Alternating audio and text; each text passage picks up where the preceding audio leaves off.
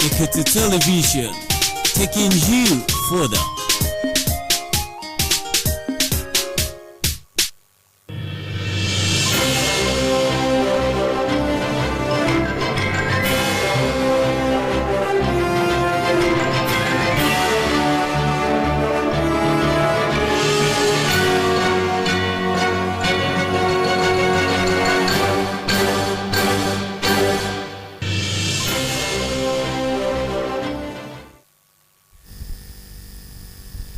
Hello there, many thanks for joining us on Midday News.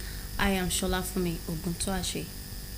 The former governor of Ekiti State, Dr. Kayode Fayemi, says that the administration of Governor Biodun Oyebanji has surpassed his expectations, considering his achievements since he assumed office. Dr. Fayemi made the statement during a visit to the governor at his residence in Ikogosi, Ekiti. He said that Governor Oyebanji had presented himself as a unifying factor for all Ekiti indigents at home and in the diaspora, irrespective of political or religious affiliation. The former governor noted that he was satisfied that Oyebanji had kept the flag flying towards achieving the set goals and campaign promises for the people. He thanked the people of the state for the support given to the governor, saying that the tempo of development and progress must be sustained. 100%, even more. He has done more than my expectation, and I am very pleased. And I'm sure you can see that Ekiti is different from what you are reading about in other states. Well, first and foremost, to thank the people for their consistent support to Mr. Governor, for the solidarity with his government, and for the love that they've shown him across the board. He's managed to unite friends and foes in the state, all in the interest of the development of our people. So for me, I can only plead that the generality of our population continue to give him unqualified, unrestrained support, because at the end of the day, all that he's doing is in the service of the people who elected him to office.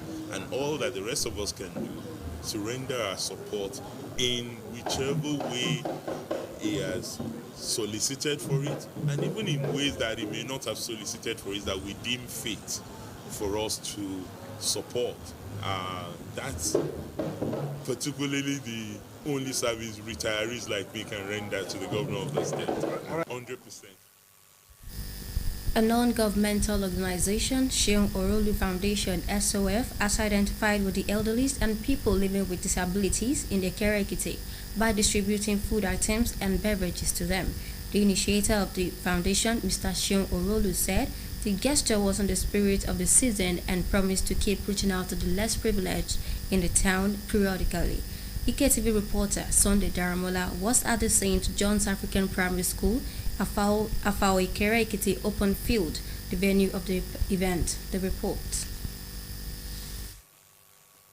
The non-governmental organization, Seun Orolu Foundation, distributed food items and beverages to no fewer than 1,000 women and vulnerable households in Ikere Ekiti in the spirit of the season. The initiator of the foundation, Mr. Seun Orolu, who was represented by the team leader, Mr. Lugbenga Motayo, said that the objective of the food drive was to provide essential food items to those in need and also to celebrate with them. The foundation is all about giving humanity priority. We make humanity our priority. We give whatever we have in our capacity to help the needy, and that is what we are doing today. Today, specifically, we are giving food items to the elderly people that do not have the capacity and the ability to run around again, so that they can have something to use to celebrate the Utah period. That is the essence of the program we are doing today. Mr. Olu congratulated the beneficiaries for witnessing another festive period, noted that the food drive was expected to help cushion the effects of the economic hardship on the lives of the beneficiaries. Also, a member of the team, while emphasizing the importance of giving, explained that the charitable effort will not only offer immediate relief, but also foster a sense of community empathy and support. He is a kind of person who is very generous and very kind. Yeah, we help a lot of people. He is a gentleman and very calm. The NGO which we supported the needy and the old ages, which we sponsor a lot of activities like. The representative of Ogoga of Ikere-Ekiti, Oba Adejimiadu, and some of the beneficiaries thanked the initiator for the gesture.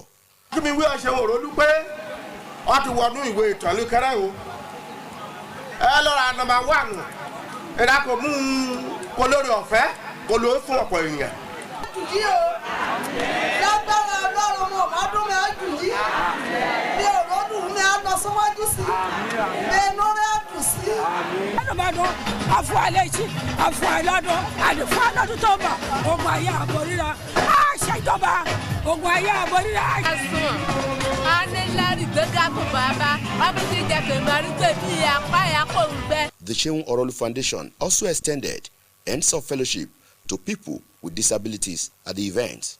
Among the items donated were rice, spaghetti, noodles, paste, among others.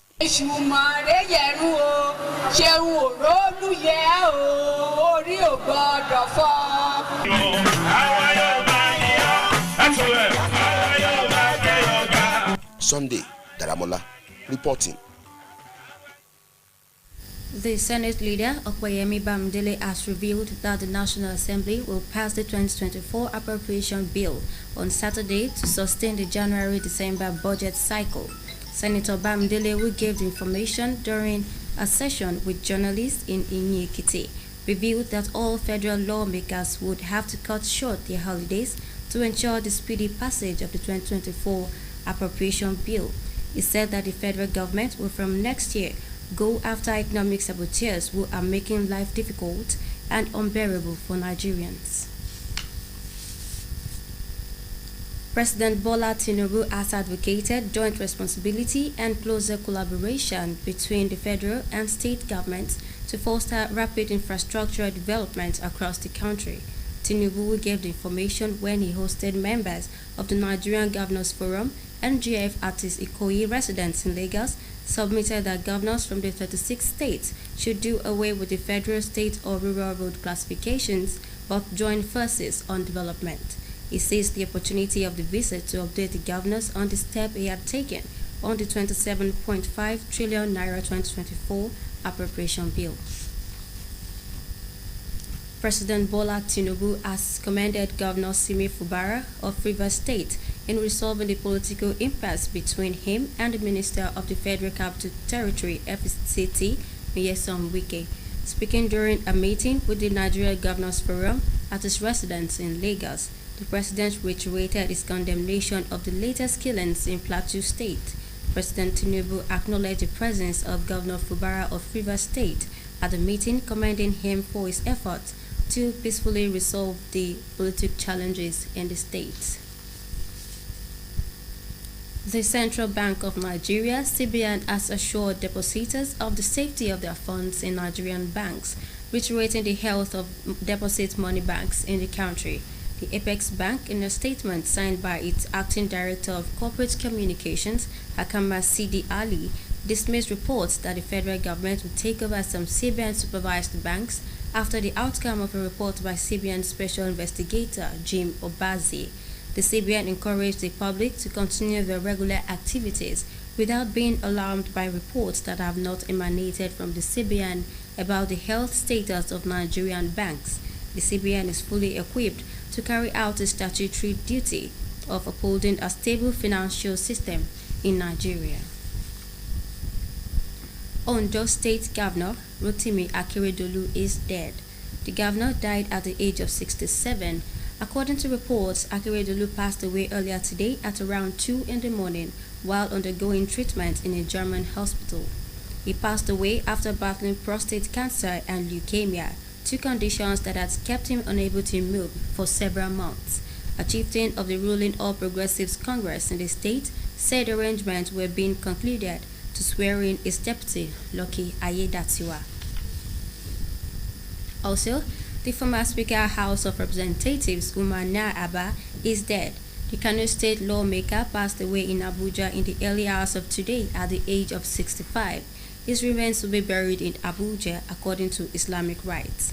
It will be recalled that late Naaba was said to have battled with ailment for a long time before his demise. And to foreign, the United States has expressed deep concern over reports that Iran has accelerated its production of weapons-grade uranium. A report by the United Nations to member states said that Iran has increased the rate at which it is producing near weapons-grade uranium in recent weeks, reversing a previous slowdown that started in mid-2020. Meanwhile, Iran's atomic energy chief, Mohammad Eslami, has dismissed the concern earlier today, insisting that Iran has done nothing new and is working according to the rules. Israeli strikes have killed 6 men in the occupied west bank of Nor Shams. Report says the strikes, which were deliberate, claimed the lives of the deceased aged between 16 and 29 years old who were standing watching the raid. The report added that an Israeli soldier also went into ambulance and stabbed a man who is now being treated in an intensive care unit. That's the size of our bulletin for Midday News. Do enjoy the rest of your day.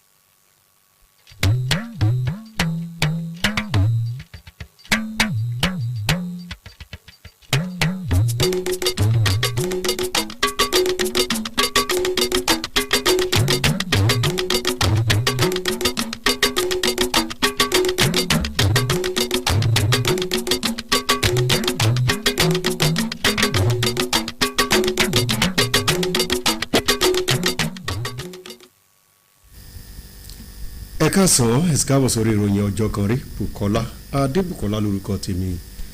Gómìnà ìpínlẹ̀ Èkìtì tẹ́lẹ̀ ọ̀mọ̀wé Káyọ̀dé Fáyẹmí ti sọ pé ìjọba gómìnà Bíọ́dún Oyèbánjí ti lọ́pọ̀ àṣeyọrí lásìkò tó ti gorí àlééfà. Ọ̀mọ̀wé Fáyẹmí ló sọ̀rọ̀ yìí lásìkò àbẹ̀wò rẹ̀ sílé gómìnà nílùú Ìkọgòsì Èkìtì. Ó sọ pé gómìnà Oyèbánjí ti ṣàfihàn èrèdí tí gbogbo ọmọ Èkìtì nílé àtìlẹ́yìn òdì ṣe wà níṣọ̀kan. Gómìnà tẹ́lẹ̀ náà sọ pé inú òun dùn pé Oyèbánjí ṣàmúṣẹ àwọn ìlérí rẹ̀ fáwọn aráàlú. Ó dúpẹ́ lọ́wọ́ àwọn aráàlú fún àtìlẹ́yìn wọn fún gómìnà àti pé iṣẹ́ ìdàgbàsókè tẹ̀síwájú ní ìpínlẹ̀ yìí. Ààrẹ Bọ́lá Tinubu ti pè fún ìbáṣepọ̀ láàrin ìjọba àpapọ̀ àti ìpínlẹ̀ láti mú ìdàgbàsókè tó yá kíá bórílẹ̀-èdè yìí. Tinubu ló sọ̀rọ̀ yìí lásìkò ìpàdé pẹ̀lú ìgbìmọ̀ àwọn gómìnà ní Ìkòyí nílùú Èkó. Ó sọ pé àwọn gómìnà láti ìpínlẹ̀ mẹ́rìndínlógójì láti ṣètò ní pàtàkì nípa yíyẹra nípa ìyàsọ́tọ̀ pópónà tó jẹ́ ti ìjọba ìpínlẹ̀ àti ti ìjọba ìpínlẹ̀, àmọ́ kí wọ́n sowọ́pọ̀ láti ṣe àwọn àtúnṣe tó nítumọ̀. Ó sọ èròǹgbà rẹ̀ nípa àbá ètò ìṣúná tó lé ní tírílíọ̀nù 27 náírà fọdún 2024. Àjọ kan tí kìí ṣe ti ìjọba tó jẹ́ ti ṣe Òròǹlú Foundation ti ṣe àjọyọ̀ pẹ̀lú àwọn arúgbó àti àwọn àkàndá ẹ̀dá nílùú Ìkẹrẹ́ Èkìtì nípa pípín oúnjẹ àti àwọn ẹ̀bùn mìíràn fún wọn. Olùdásílẹ̀ àjọ náà Ọ̀gbẹ́ni Ṣeun Òròǹlú sọ wípé ìgbésẹ̀ náà ló wà láti ṣe pọ̀pọ̀ ṣinṣin ọdún pẹ̀lú ìsàmúṣẹ ìlérí wọn láti máa nawọ́ ìfẹ́ sáwọn tó kù díẹ̀ káàtó fún láwùjọ lásìkò ètò ọdún yìí. Sunday Dàmúlámúròyìn ọ̀hún wá pé ètò náà ló wáyé ní orí pápá ilé ìwé St John's Africa ní Àfọ̀ Ìkẹrẹ́. Ẹ jẹ́ ká gbọ́ lẹ́kùnrẹ́rẹ́. Ìjọba ọ̀hún Ṣeun Ọ̀rọ̀lú Foundation ló pín oúnjẹ fún àwọn àgbàlagbà lọ́kùnrin àti lóbìnrin tí iye wọn ju 1000 kan lọ àti fáwọn tó kù díẹ̀ káàtó fún nílùú Ìkẹrẹ́ Èkìtì.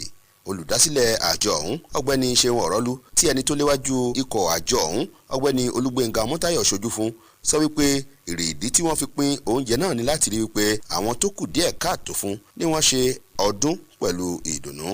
Àjọ olóṣèlú àjọ tó jẹ́ pé ó máa ń mú ayé jẹrùn fún àwọn ènìyàn ni àjọ tó jẹ́ pé ó máa ń ran àwọn tó kù díẹ̀ káàtó fún ó máa ń ràn wọ́n lọ́wọ́. Èyí tá a ti ń ṣe lénìí òun ni pé àwọn fún àwọn àgbàlagbà àwọn àdúgbò wa àwọn fún wọn lóúnjẹ nítorí pé àwọn òwe bí ìgboro ṣe rí ó fẹ́ ó dápá ó dùn díẹ̀ ká bá fi gbogbo ẹnu sọ̀rọ̀ ìdí nìyẹn tí ọ̀gá wa tó fi sọ yí pé ká fún àwọn àgbàlagbà wa táwọn agbára àti sákìrì mọ́ ká fún wọn lóúnjẹ kán lè rí nǹkan láti fi ṣe ọdún. Ọ̀gbẹ́ni Ọ̀rọ̀lú kí àwọn tó jàǹfààní ètò ọ̀hún kú oríire fún bí wọ́n ti ṣe jẹ́ alábàápín nínú ọdún ìbí Jésù tó yìí sọ pé oúnjẹ tí wọ́n pèsè fún wọn ọ̀hún ni wọ́n nírètí pé yóò kún wọn lọ́wọ́ lákòókò ọdún náà. Ọ̀kan lára àwọn ikọ̀ tó wá pín oúnjẹ ọ̀hún sọ pàtàkì fífúnni tó yìí sọ pé ìgbésẹ̀ náà ni kò wà fún fífún wọn lóúnjẹ nìkan ṣùgbọ́n tó tún jẹ́ ọ̀nà kan gbòógì láti tún darapọ̀ mọ́ àwọn ènìyàn lágbègbè ọ̀hún láti ṣe àjọ̀dún ọjọ́ ìbí Jésù. Ó fi ràn àwọn tó pé àwọn àgbàlagbà àwọn arúgbó tó kù díẹ̀ káàtó tán lè ṣiṣẹ́ tó pé àtijẹ àtimú ó nira fún ọ lásìkò ọdún Kérésìmesì. Ó ń wò pé nǹkan yìí pé ó máa dára láti fi ràn wọ́n lọ́wọ́ láti fi pa wọ́n lẹ́rìn ayọ̀ lásìkò ọdún Kérésìmesì la ṣe gbé ètò yìí dìde lásìkò ọdún Kérésìmesì. Aṣojú Ògùgá tìlú Ìkẹrẹ́ Èkìtì Ọba Adéjìmí Adú àti díẹ̀ lára àwọn tó jàǹfààní ọ̀hún dúpẹ́ lọ́wọ́ olùdásílẹ̀ àjọ náà. Kí mi wí ọ̀ṣẹ́ Ọ̀rọ̀lú pé wọ́n ti wọnú ìwé ìtàn Ìkẹrẹ́ o. Ẹ lọ́ra nọ́mbà 1 ẹ̀dá kò mú kó lórí ọ̀fẹ́ kó ló fún ọ̀pọ̀ èèyàn. Yí o, lágbára Ọlọ́run mo máa dún mi á jù yí. Bí òròdùn mi á lọ síwájú sí. Bí inú rẹ̀ á dùn sí. Ọdún àfọ alẹ́ ìṣí àfọ àìlọ́dún àdìfọ́ àlọ́dún tó bà ogun ayé àbọ̀ríra á ṣèjọba ogun ayé àbọ̀ríra. Ẹ̀sùn anilẹ́rì gbẹ́gà kò bàbá ọbí ti jẹ pèmí arúgbó bí apá ẹ̀yà kò ń gbẹ. Bákan náà ni àjọ Ṣeun Ọ̀rọ̀lú Foundation ọ̀hún tó nawọ́ ìfẹ́ sí àwọn àkàndá ẹ̀dá níbi ètò ọ̀hún. Lára àwọn oúnjẹ tí wọ́n pín fún wọn ní ìrẹsì àti ọtí ẹlẹ́rìndòdò tó fi mọ́ àwọn nǹkan èlò mìíràn. Ìṣùmọ̀rẹ́ yẹ̀rù o Ṣeun Ọ̀rọ̀lú yẹ o orí ò gbọ́dọ̀ fọ́.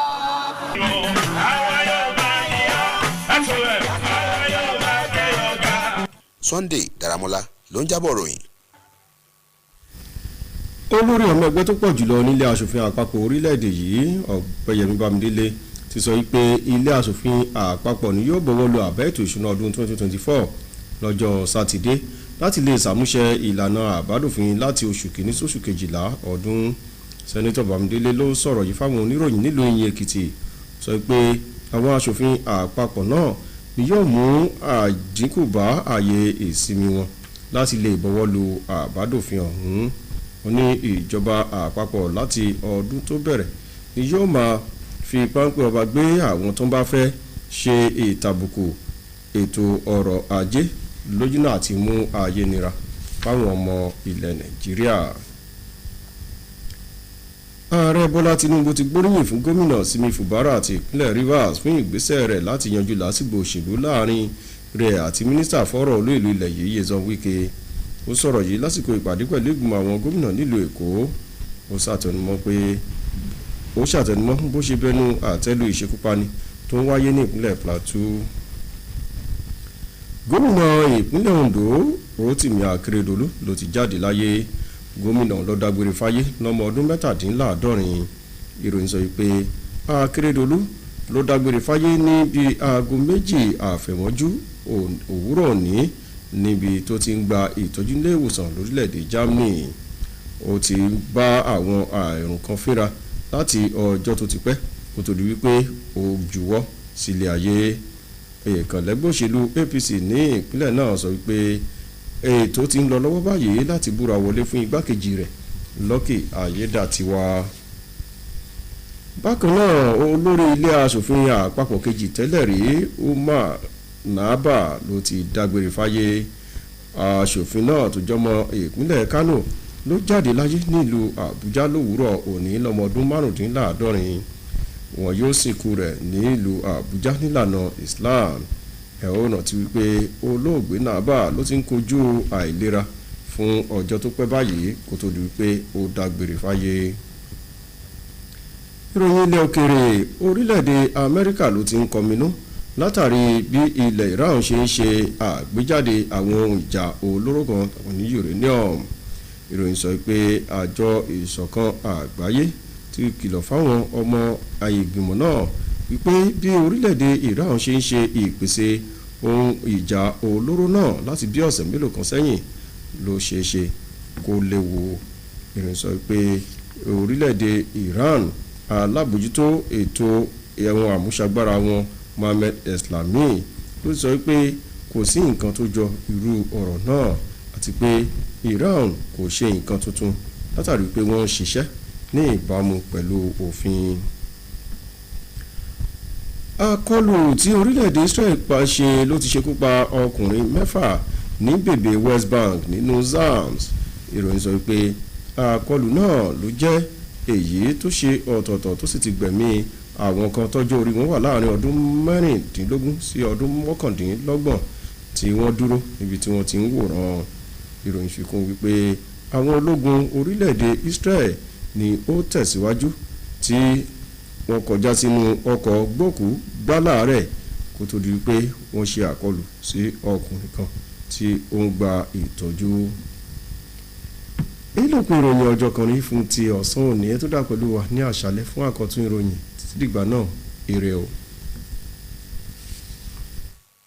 ìgboro ṣe rí ó fẹ́ ó dápá ó dùn díẹ̀ àbúrò àti gbogbo ẹnu sọ̀rọ̀ ìdí nìyẹn tí ọ̀gá wa tó fi sọ yí pé ká fún àwọn àgbàlagbà wa táwọn agbára àti sákìrì mọ́ ká fún wọn lóúnjẹ ká lè rí